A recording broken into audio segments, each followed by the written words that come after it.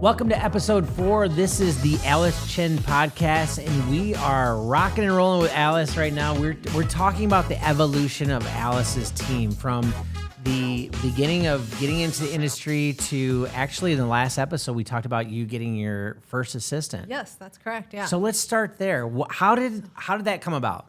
The first assistant, like I said in the last episode, it was a shared assistant. She had started as an office admin, the front desk. And then I saw how she was with clients and people coming in, and I thought, oh, she would be a good personal assistant, an assistant. And then another agent in the office actually snatched her up first, and hired her, but very part-time. I want to say it was 10 to 12 hours a week. And then I got to a point where I felt like I needed the help. So this was, again, 2008.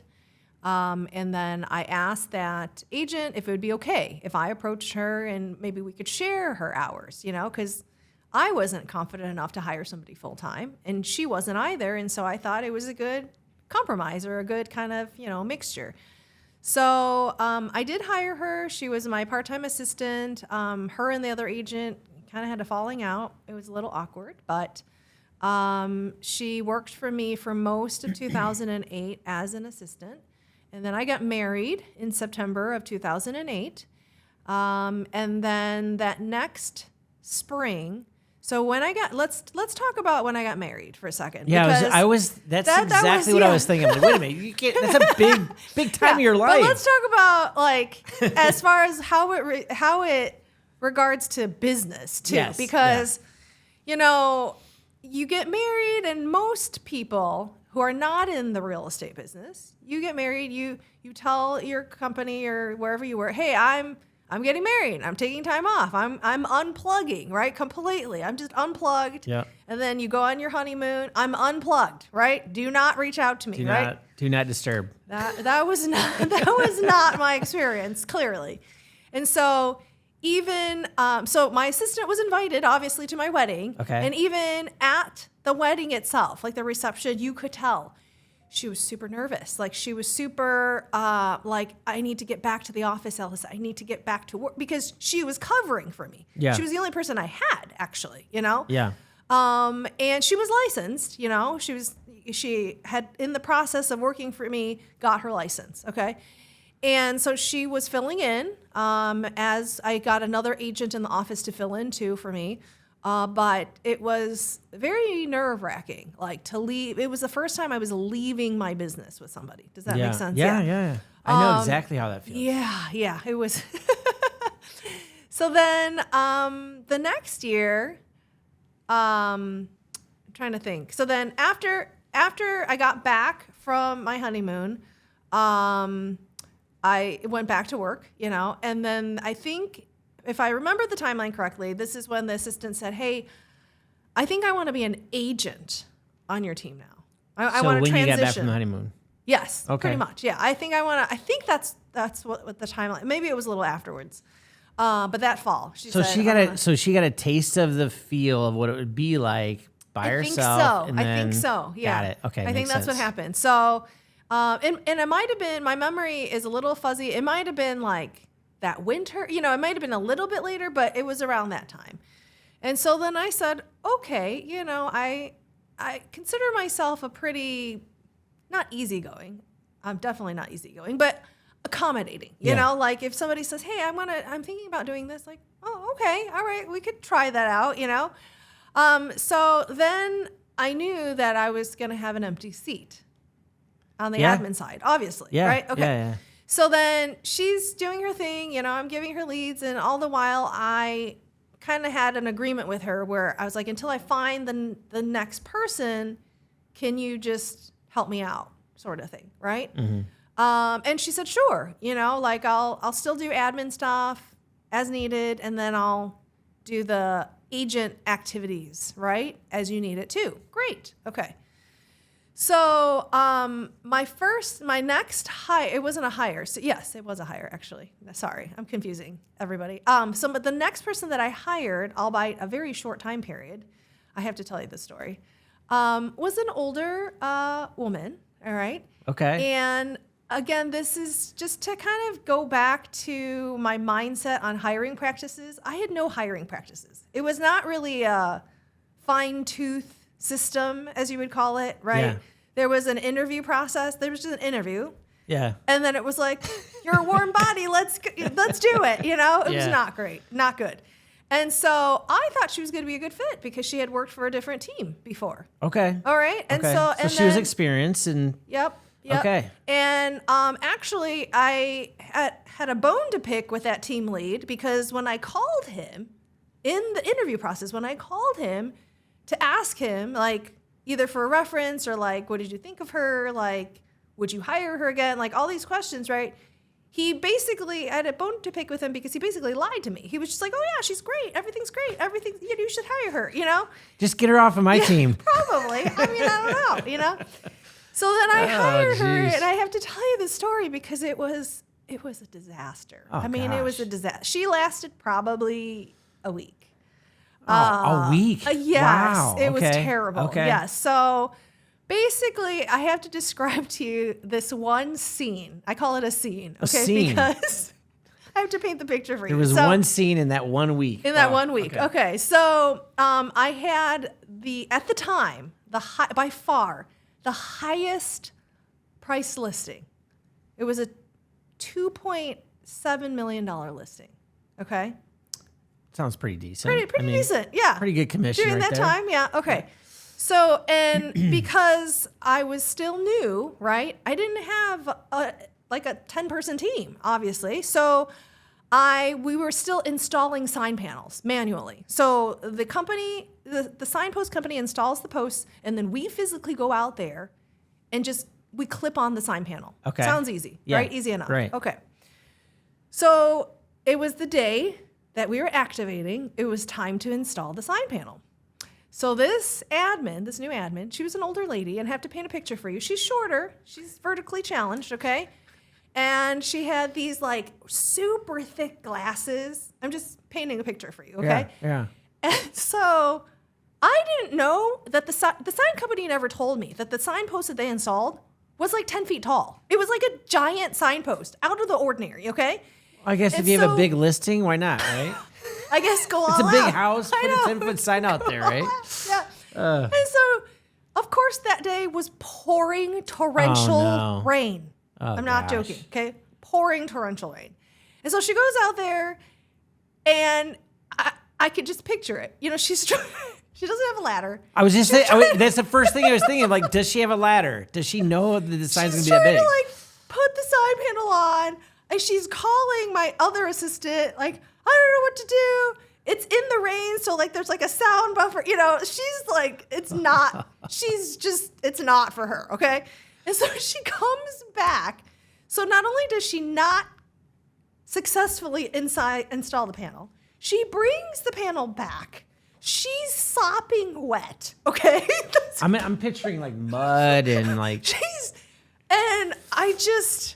I was like, this is the end. Like, this is not going to happen. This is not going to work out. Yeah. Did you tell her right then when she was sopping wet, or was it after she dried up? No, I'm a decent person. It was the next day. Yeah. I told her in person. I like to do things in person. And I said, I don't think this is a good fit. Yeah. So. How'd she take it, by the way? Because that's the other part of owning your business is that it's hard. Sometimes you have to have those tough conversations, and this is early in your career. It was pretty early. So, like, how did she take it when you? I think she took it pretty well, all things considered. I mean, I think she probably. I mean, it wasn't just that sign incident. There was other things, obviously. Yeah. But to be 1 week, that's kind of like there's so many people that try to make it last. And that just goes back to the motto of like quick to fire, slow to hire. Slow to hire. Yep. So.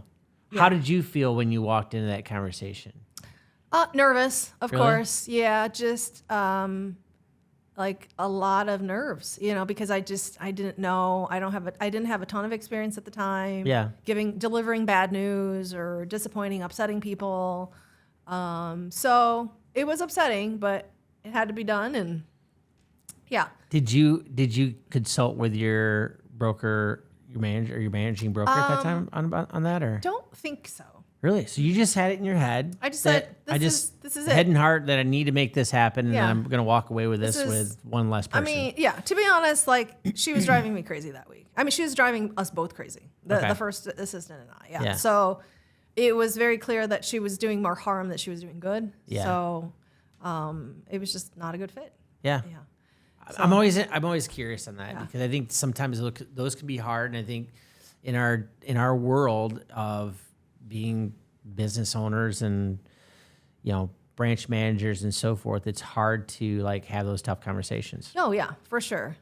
So then after that, then I still had to find a new admin, right? A new assistant. Okay. And so it must have been that next spring when I got flooded. So if you remember the job market at that time, and it's a long time ago, but it was just probably 50 applicants for one position. I mean, it was just, I got resumes out the wazoo. Okay. Yeah.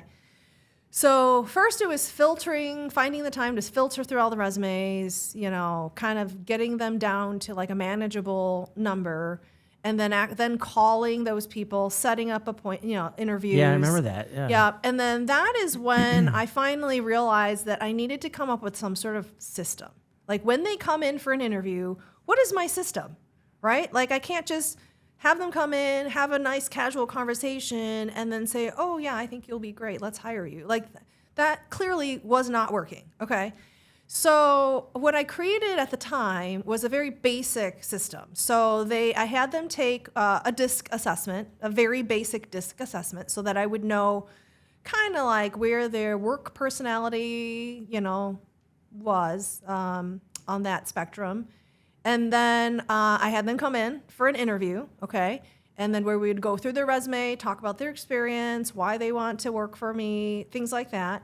And then I would actually have them, I would spring upon them. It was a surprise, okay? I would have them do an assessment right then and there.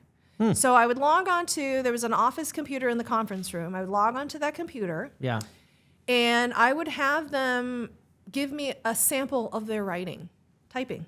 So then I could see. So I didn't tell them that it was timed, or I just said, take as long as you need, okay?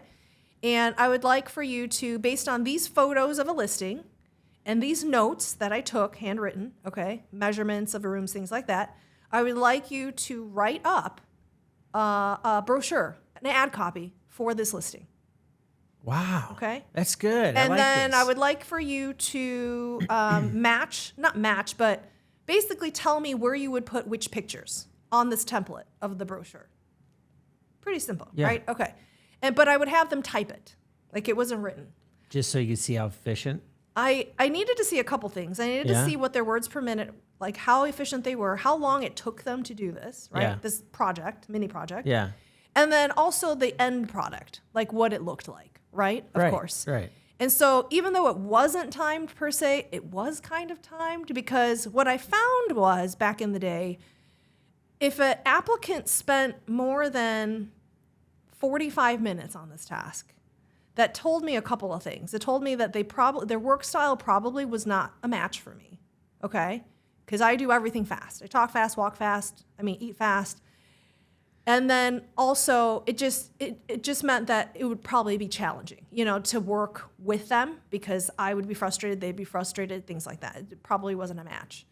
And then of course the end product, if it had errors or grammatical errors, or if the writing just wasn't up to par, like that would be a problem, because I don't have time to micromanage and check everything. And, right. So, okay, they have to be able to at least create some sort of written document themselves. So I found that the sweet spot of people that I hired was typically if they could finish that within about the 30-minute ballpark. That's what I found. And so with the person that I hired, and ultimately she was with me for 7 years, actually, she finished that assessment in under 30 minutes. From the time that, she opened up Word and started typing, and she finished it probably in, I want to say 26, 27 minutes. Yeah. Wow. And what was the average person? I would say the average was definitely over 30 minutes. It ranged anywhere from, like 25 minutes to well over an hour. I mean, there was Okay, there were a couple of extremes. There was one person, I think they were still in there after an hour and a half, and I was like, I don't know how you could possibly, what are you doing, you know? Yeah. And then there was one person, you're going to love this, Bill. There was one person, I think they just got, I don't know if it was too much for them or they got overwhelmed, but they were out in 10 minutes. And the screen was like basically blank.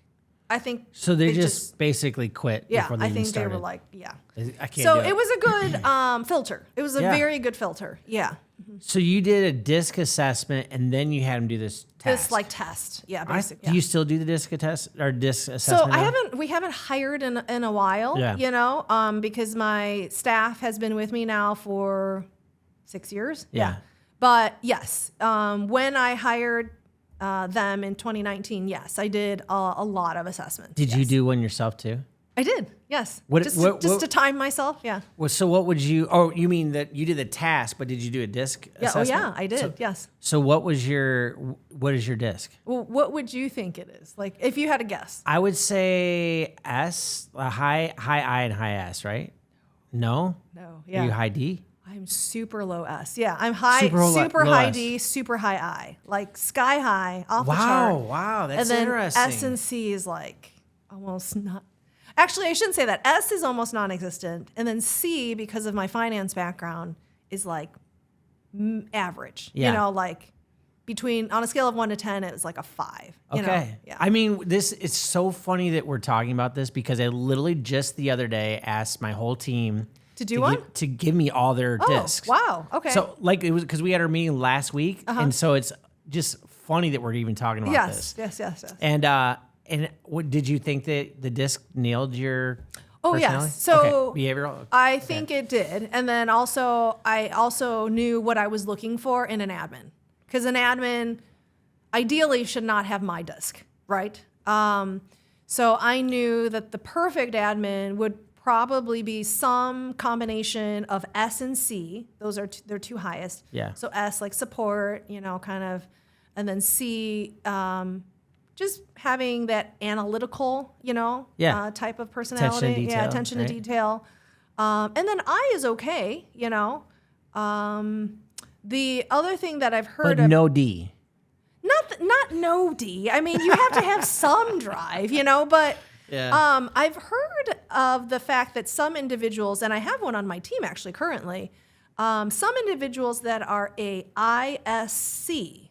Okay, so like if they're high in I, high in S, and high in C, it can present as a high D.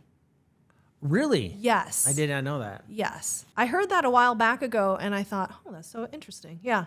So again, keeping all that taking it all into consideration. Yeah, when you start, I guess, creating your team or formulating the parts. Yeah. Mm-hmm. Wow, that's so interesting. I mean, just the irony of like bringing that up, and we weren't even talking about that beforehand. No. And now all of a sudden we're talking about that. Yeah.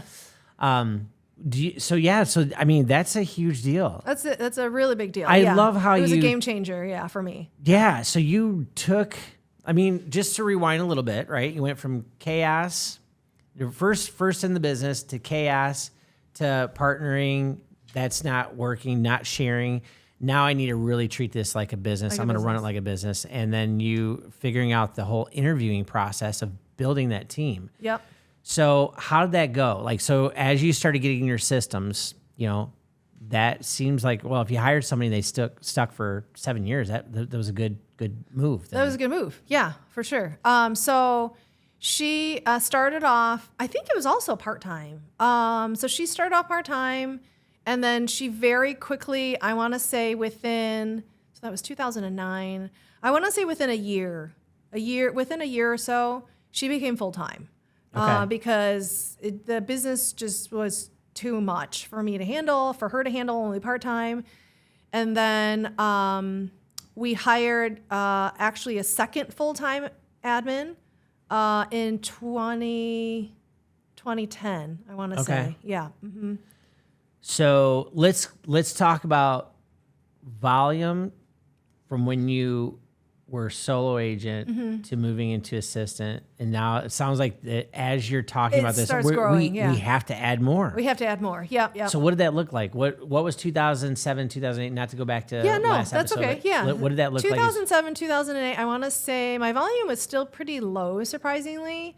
Going back to that time, I shared an office, so I didn't have a private office. I shared an office with another agent, and I want to say my production that year, 2008, was still less than 8 million. It was like maybe 6 million. I want to say six and a half. Yeah. And then I already felt you're fighting for your position, and it's okay to share, but obviously it's not going to work. Yeah. I mean, for most people. Exactly. Yeah. 2009 was a really good year, even though the industry wasn't, doing great. That was a tough year too. But 2009 was a really good year for us, for my business, because I think I shot up to almost 9 million that year. Okay. So it was a huge growth spurt. Yeah. Yeah. Wow. Okay. So 2009, 9 million. That's great. And you newly married. Yeah. Just trying to, survive, trying to, make it in this world, in this real estate world. Yeah. And then basically I learned from the first assistant part-time, like, okay, what tasks should I assign to the admin, right? Mm-hmm. So it was a lot of the same stuff, but it was just, instead of just surface level, it was like deeper, like more tasks of the certain things. So at the time I just had her, right? So she did everything. She did all the listing side and she did all the transaction coordination side, right? Like once something goes under contract. Right. She did all the marketing. She did all the, like even client appreciation, right? Events. She did everything. So as we kind of navigated this path, this growth path, right? She helped me see like, okay, this is what we should do next. And it was a very great working relationship. And actually she's one of the few people I can say we still talk to this day. Yeah. So. Wow. So when you're talking about building your system, what does your daily activity look like? As an agent or? Yeah, I would say I'm curious to see as you built your system, like what did it like you were talking about it being chaotic. You had your system in place, but it was just a lot to juggle. Yes. But then as you started kind of catching your stride. Momentum. Yeah. You started catching that and then building these systems. What did when you're talking to your team, what did your daily activity look like? Did you meet with your team every day or was it once a week? Or? Not really, because it was just it was just the assistant and then the agent who was the part-time assistant, right? So it was really just the three of us. No, we didn't really meet that often. We had we would talk throughout the day, obviously. Yeah. Like, okay, what do we have to do today? What's important? What are the big rocks, right, for the day? And then I started to navigate through and realize that as the agent, because I was the only salesperson besides the part-time admin who was trying to, get her feet wet, right? Right. I got very clear as to what I should be doing during the day. So it became very clear to me that unless it was something that was two things, either lead generating or bringing business in, right? And or actually servicing clients where absolutely I needed to be there versus the assistant, right? Everything else should be handled by the assistant. That was pretty much it, yeah. So I kind of try to not simplify it, but try to really zero and dial in on what is actually going to make the business money, right? Right. Yeah.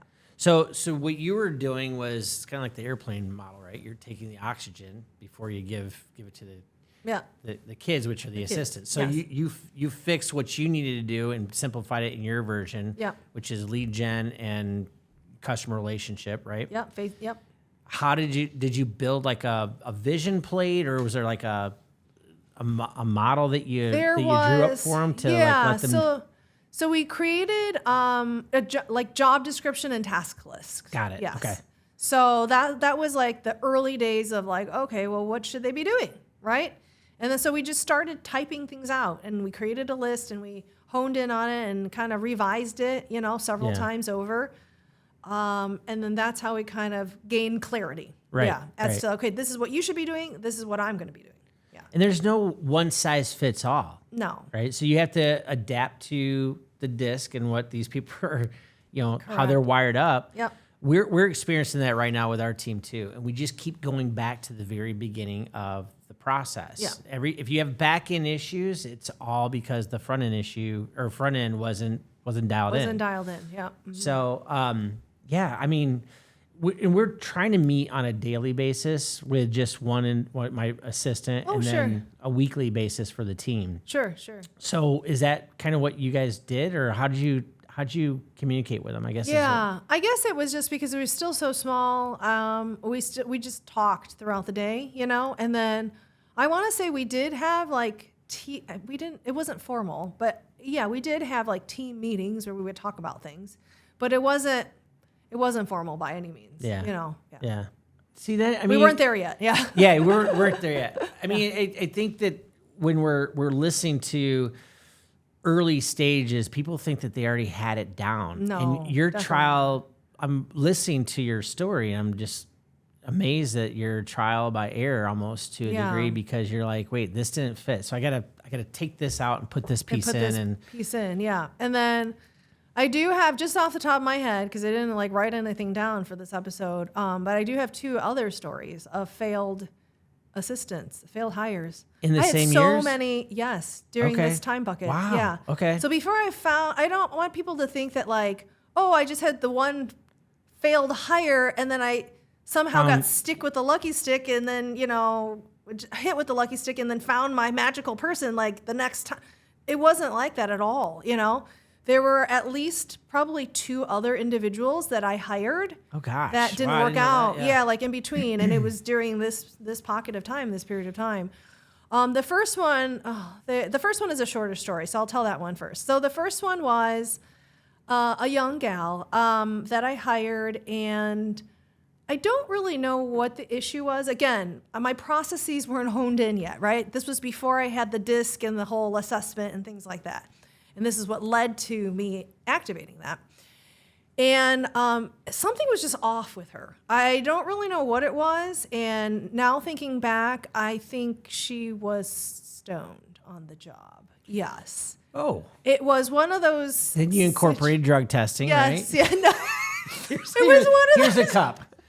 Yeah, it was one of those where just in her interactions with me, I would ask her something, She'd be like, yes, uh-huh. And I'm like, what is going on? So finally, I didn't have the gall, again, you have to remember, I was young, I was green, I didn't have the gall to be like, well, you need to take a drug test. I didn't know what I was doing, So I just kind of I think she lasted maybe 3 weeks. I didn't know, and I didn't know what the law was in terms of letting people go and, the whole bit with unemployment. I was just totally out of my depth. Okay. Yeah. And so I remember talking to my husband about it, and he's like, you need to let her go. She's, clearly. Okay. So that's that short story. There's nothing else that happened with that. This next story is it's really bad. So I hired this other lady. We'll call her Lady. And she started, and again, this is another reason why I created different protocols after these people. Okay. Makes sense. So then I hired her. She seemed to be doing fine. She seemed to be fitting well. This was a few months in. Okay. We'll call it 2.5 months in. And so all of a sudden, I'm like usual. I'm in the office on the weekend because realtors work all the time, right? So I'm in there in my office, and she sits at a desk close near me, and I'm like, well, what's on her desk? She had left some stuff in plain sight, okay? It wasn't hidden, okay? Plain sight on her desk. And I go over there, and I'm like, what is this, right? And she used the copier at the office and the resources at the office to commit bank fraud. What? She literally, let me describe it for you, Bill. Yes. So she took, I don't even know how I can describe this properly. So it was a letter with bank letterhead, Okay. Yeah. And it was like those suicide or murder note, not suicide, murder notes where they cut out like letters and numbers. Right. Because remember, this was before technology. This was before like PDF editing software, right? She literally cut out and then like taped a different typed number and then like Xeroxed it. What? And she left it out? Wow. So yeah, needless to say, I had to let that person go. Because how did you confront her on that? These are where you want to be a fly on the wall. I know, it was so awkward. I basically was like, well, you left some papers on your desk in plain sight. And I was in over the weekend and I looked at it and yes, I think you committed bank fraud. Like, I don't really want to know what that was all about, but like, that's not, okay. How did she respond to that? Oh, she lost it. I mean, she went ballistic. I mean, really? So she lashed out at you? Oh, she totally lashed out. I mean, I think she had to be escorted out by my man. Luckily, my managing broker, because I told her about it. So beforehand. You had people that were I told my managing broker, I was like, this is what happened over the weekend. Like, I have to let her go today. I don't know, and my managing broker was like, oh my gosh, like, what in the world? And so, yeah, she was obviously let go and escorted out. Yeah. Did she spend time in jail? I don't know. Wow, that'd be interesting. We should do a search. I mean, if I was, I don't even know. I don't want to say vindictive, but like most people probably would have reported her. I didn't know what to do. I was like a deer in the headlights. So this is the funny thing. So we right about that time. This is about right around 2009. Yeah. My brother had somebody in our office that was doing the same thing. No way. No, I'm not kidding. Stop. Yeah. I mean, everything you're saying, like, oh my gosh, that happened to us too. I hope it wasn't the same person because we were like, oh no. My brother was like, and my brother owned our company for, I don't know, just 30 years. And I've been doing this for about 20, 25 years. Mm-hmm. But at that time, I was fresh into the business and I just remember he allowed people to have access to like accounts. Like we had a HELOC account, like a home equity line of credit account that where we'd make money on these home equity lines and just put money in there. Yeah. So we saw that she was taking money out and then also, pulling her credit like 100 times. I mean, it was just blatant, but she was also one of the best employees that we had. Oh my gosh. So it was very, very hidden under the radar, but terrible. Yeah. Like you said, that stuff happens. It does. Yeah. So, needless to say, after those situations, you put systems in place. Systems in place. So not only did I do the DISC assessment and that written assessment, let's call it, right?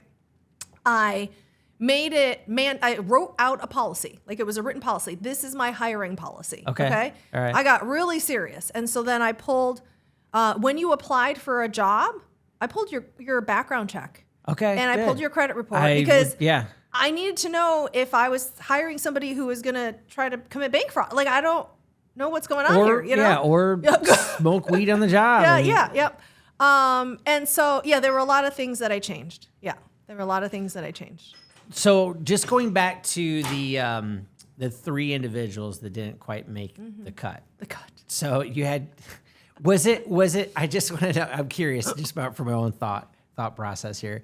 Was it the first, the one that lasted a week, was she number one? And then the one that was 3 weeks was number two? And then the one that lasted about a month? I think so. Okay, so it kept getting longer. It kept getting longer.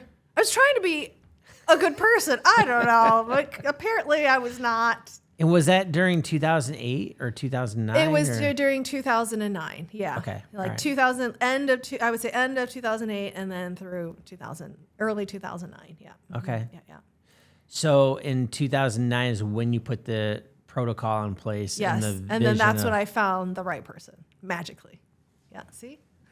As simple as that. You don't have to go down the road of this trial by error. You can just listen to Alice. She's going to tell you exactly. No trial by fire. Yeah. Exactly. Just listen to Alice. That's what this show is about. So, so that's amazing. And then moving into that year, how are the client base? I mean, did things start to kind of open up for you as far as easier transactions? I mean, Yeah, I would say it was still, unfortunately, most of the same thing because the market doesn't change that, it's not like a light switch. It doesn't change that quickly. yeah. So it was still, unfortunately, a lot of short sales, I think it was actually ramping up during that time.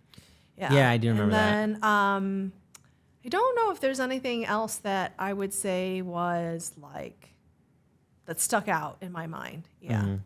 All right, so we're catching stride in the business. Yes. You figured out a plan on how to hire. Yes. Where do we go from there? And so that year in business, 2009, I would say it was a mixture, right? So there was a lot of short sales still, but I started seeing some people that I knew from growing up or friends or family come out of the woodwork, because when I first started, it was like, no, I'm not going to use Alice. Like, she doesn't know what she's doing, right? And so a lot of them started to think like, okay, she's been in it for a few years now, four years, and we'll give her a try, right? So that year, I did work with some people that, are still my clients and were friends before, or maybe classmates, things like that. And I still talk to them, And then there were still, as all years go, a couple of deals that year that really stick out, and not in such a great way. There was one deal where I was representing the buyer, and she was a young woman, and she kept asking, I mean, this, Bill, but we can't answer questions like, is this a safe area? Is this, sure. Any of those questions, even are the schools good, right? That's an opinion question. I can't answer that, So I direct them to a source. I'm not the source, right? I direct them to a website that has like school rankings or grades, right? An area like I can't answer that. If I typically just say to them, if you have concerns about a specific facet, right, you need to go then to the website, or you need to look up the census, like whatever it is that you're looking for. Okay. Right. So she ended up buying a condo, okay? And then later ended up telling me that she hated it there and that she wanted to rent it out. She hated it there because a certain type of people lived there. She told me this, yeah. Okay. And I was speechless, really, okay? So against my better judgment, I still took her on as a client to rent it out. And what ended up happening when I rented it out is the applicant had an ethnic name, okay? The renter applicant. And she kept pushing, Bill. She just kept pushing. Like, well, how am I going to talk to these people, like, after you're no longer in the picture, like, after we signed the lease, after we, And then what really was the final straw was she asked me, well, how am I going to communicate with them? And I said, the way you communicate with all other human beings. I was like beside myself. Oh my gosh. I was like, what are you talking about? Yeah. And then you'll never guess what happened next. She didn't like the tone that I talked to her in. So she fired me. And I said, good riddance. Like, I don't need this in my life, Yeah. So yeah, that was the story from that time. Oh, gosh. Isn't that wild? Yeah. It's okay. I think so many people, and you mentioned this earlier too in one of the other episodes, but I think it's okay to let people go. Oh, for sure. 100%. And you said this also, that it's just not going to work. So I'm going to say next. Yeah. And I think that's a great motto for a lot of people, that they think that they have to adhere to the client. Mm-hmm. Not that, there's a lot of bad clients out there and you should fire everybody, but there's certain ones that you should fire. There's definitely certain ones. Yeah. And I think that year was my first taste of that, like I didn't realize that like I do have a choice, and because I was just trying to survive, really, every deal that I got, every client that I got, like I wasn't about to just let it go. Right. Mm-hmm. But it was my first indication or kind of taste of, well, actually you don't have to keep everything, Wow. Yeah. So I'm seeing a little bit of a pivot. Like a little bit. Where Alice is going, no, I'm not going to take that. Yeah, a little bit. Yeah. And so my husband at the time, well, he's still my husband now, but at the time he was like, I know you always want, his joke always to me is, you want all the things, Alice. You want everything, And he's like, you don't really want all the things. And that's been a reoccurring theme, between him and I, when I tell him something or when I kind of like, I guess word vomit on him and like, this is what happened today and I'm super stressed and this, that, and the other thing. And, I didn't get this, or I feel really bad because statistically I only got these 3 out of the 5 things or whatnot. He's like, you don't need everything, Alice. Did you really want all those things? That's what my wife, it's awesome to have a spouse that gets it and can be that soundboard. I mean, our industry is not for the faint of heart. No, it's right? for sure. And when you have a spouse that gets it, that makes it so much better. So to have him say that is huge. Yes. And that's great. Yeah. So we're pivoting into Alice just basically taking control of your business, which I think is amazing to see. Yeah. The evolution of what you're doing is just pretty crazy. Just at this point. From 2008 to 2009. I didn't think it was that. Thank you for the compliment, Bill. But I didn't think it was that fast. I think I was in it, I felt like I wasn't learning fast enough. I felt like I was like, man, I'm like making the same mistakes. What am I doing? And I just felt like I felt like I wasn't progressing fast enough. If that makes sense. That might be I'm just not a patient person, I thought this was just happen. Yeah. But now looking back and as we're talking through it, it took how long it took, right? So well, I just think of the thing that there's a lot of people that would hire one of those first 3 people and they would have been in there for 2 or 3 years. But you made quick decisions in a timely manner to create the success you had. I really tried to, yeah. So did you hire any other sales at that point, or was it? Let me think about that for a second. No, there was another, I tried to dabble in another partnership and it didn't go anywhere. So I didn't make that mistake again, which was good. Yeah. And then after that, I'm trying to think when I made any other sales hires. No, I think that was a while, before I made my first, agent hire. Yeah. I think it was still a while from that point. So what I did, and I would still recommend this, is I built out the admin structure first. So I hired the one admin, and then I had the one salesperson, and then I hired another admin. Okay. So, yeah. So both admin had 2 different roles? They did, yeah. Okay. So we started splitting the roles at that point. Okay. Yeah. Mm-hmm. What were the roles? So the main admin, the first one, she focused on just listings and transactions and like doing most of the work. The second admin, because she was part-time to start, right, was actually her sister. So that worked out really great. Yeah, that's good. So then again, I was like, well, if you're anything like your sister, you're going to be great, right? And she was. So she did most of the running, the running type work, keys, signs, flyers, setting up listings, with the key box and shoe covers. She did a lot of that, vacant checks, because we do vacant, on homes. Yeah. So she did most of that. Yeah. Wow. And then she would come back, if we needed her to help with like ad hoc stuff, like, okay, this marketing project, or this, not coloring though. Yeah. No coloring. No coloring on Alice's required. team. Yes. But if we had, I don't know, some marketing design that we needed, or she would come back and work on that, or just projects that the main assistant didn't have time to get to. Yeah. So we just covered 2007, 2008, year 2 and 3. Yep. Where Alice was figuring things out, and then she got her first hire, and then 2009 comes in. Yeah.